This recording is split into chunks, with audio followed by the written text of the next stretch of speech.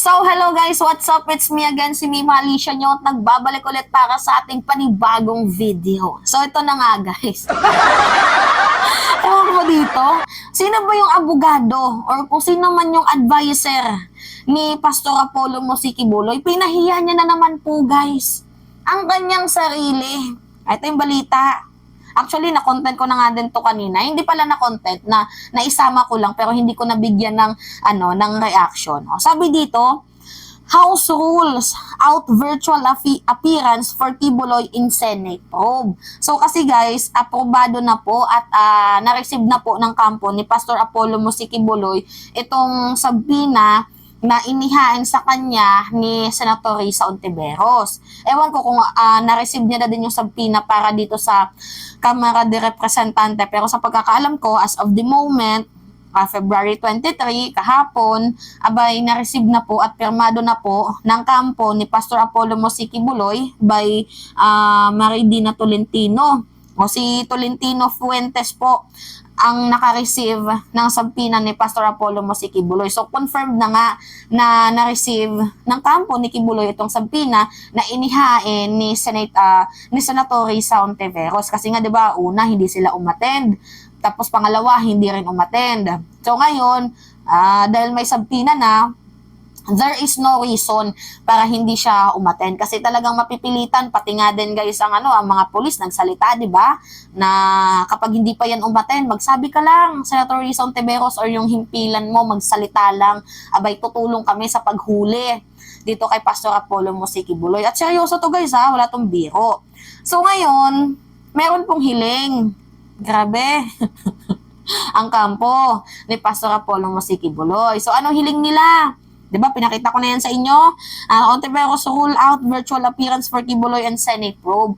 So hiling po nila na sana daw po kung po pwede ay payagan virtual, online yung pag-attend ni Kibuloy dito sa hearing sa Committee on Women's, Children, Family Relation and Gender Equality ni Senator Risa Ontiveros.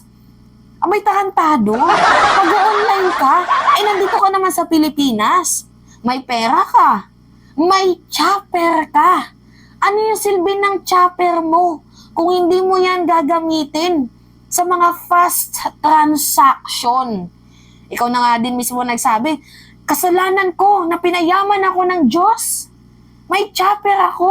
Diba? Gumaganon ka pa. Diba? Para mapabilis yung pagtulong.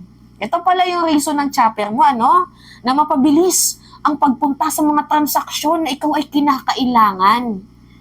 So, this is a people voice. So, pumunta ka. May chopper ka. Ang hiling kasi niya, guys, virtual interview. Kasi nga daw, sinabi niya, 'di ba, na meron siyang threat na pinagbabantaan daw siya ni President Bongbong Marcos na parang ipapa-assassinate kasi rendition daw yung gagawin. Actually, meron nga akong video linawin lang natin guys kung ano yung literal na pagkakasabi ni Pastor Musikibuloy. Ito po si Wait lang. Pastor Apollo Kibuloy, ang appointed Son of God ng Kingdom of Jesus Christ, the name above every name. Ito po ang mahalagang ibabalita ko sa inyo. Mula noong 2018 hanggang ngayon, hindi na po kami mapakali sa ating sariling bansa na wala po ang aming kalayaan sapagkat kami dito ay sinusurveillance. Sinusurveillance ako dito sa Pilipinas ng CIA at ng FBI. Sarili kong bansa. Wait lang. 2018, sinusurveillance ng FBI at CIA? Tapos isisisi mo kay President? Ngayon ko lang ulit na nakinig guys Diba? 2018. Tapos isisisi mo kay President Bongbong Marcos? Tangka. Ako po ay nagtatago sapagkat liligwakin ako ng ganun-ganun na lang. Walang extradition process na gagawin.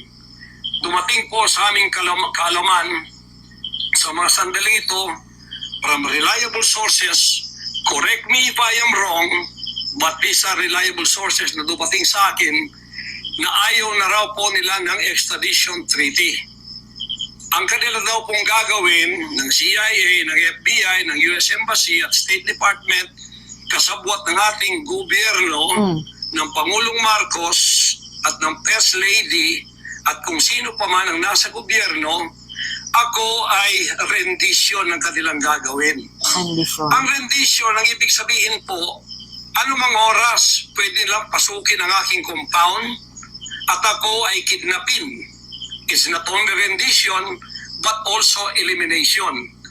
If it is possible, pwede nila akong i-assassinate. Ayan. Yun yung reason. Narinig nyo ha? Rendition, kidnap, assassinate. Yan po yung pagdidiin ni Pastor Apollo Musikibuloy kung kaya't hiningi ng kanyang kampo na virtual assistance ang pagdinig ni Pastor Apollo Musikibuloy dito sa committee sa himpilan ni Senator Risa Ontiveros. Abay, hindi po pumayag itong si Senator Risa Ontiveros. Walang special treatment dito. Special child. Walang special treatment dito. Hindi ka VIP. Sumunod ka. Diba? 2 beses ka na nga hindi nagpakita. Tapos kung magpapakita ka, online virtual. Eh, paano ka matatagaan yan kung, diba? Paano ka matatagaan yan kung sa online, diba? Kasi yan yung mga uso sa mga millennial kapag ang sarap na kapag nanggigigil sila sa mga tao na papanood nila sa Facebook. Ang hirap talaga pag online, hindi mo talaga masakal. Mga ganun. Actually guys, mas prepared ko na as in yung nandoon, yung present ni Pastor Apollo Musikibuloy para naman na nakikita niya yung mga taong di umano nagrereklamo sa kanya at makikita natin guys sa mata niya kung siya ba ay tawag dito nagsasabi ng totoo, kung yung feelings niya are valid. 'Di ba? Makikita mo doon guys, yung niya, yung konsensya niya, kung totoong ginawa niya ba 'yon or kung nagsisinungaling nga ba itong mga di umano reklamo. So hindi po pumayag itong kampo ni Senator Risa Ontiveros na i-online itong si Kibuloy. So sa madaling sabi, wala pong dito, walang online dito, hindi po tama yan yung ginagawa mo. So anyway, ang susunod po na hearing will be on March 5 at kapag hindi po umattend itong si Pastor Apollo Musikibuloy, ang sabi ni Senator Risa Ontiveros, if Mr. Kibuloy does not show up, I will cite him in contempt and have arrested. Tapos yung house din, sabi din, I suppose ready na po yung house. So kahit po anak ng Diyos, hindi po exempted sa batas. No one is above the law. Ika nga nila. So anyway, yun lamang guys. At it's me again, si Mima Alicia nyo. At nagbabalik ulit para sa ating panibagong video. So maraming salamat mga kababayan. Don't forget to click the like, share, and subscribe. Hit the notification bell for more updates.